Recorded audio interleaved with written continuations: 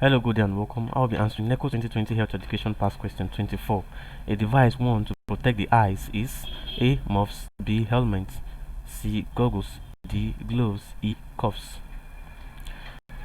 Now, all these listed here are safety devices. And you know, safety devices are devices that's worn to protect the delicate parts of the body,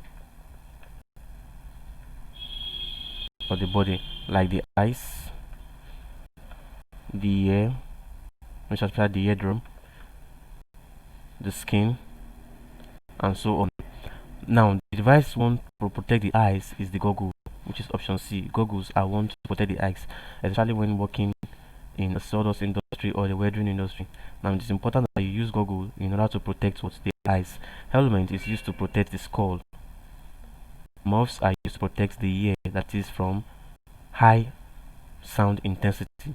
Then gloves are used to protect the hand from maybe corrosive acids and the rest.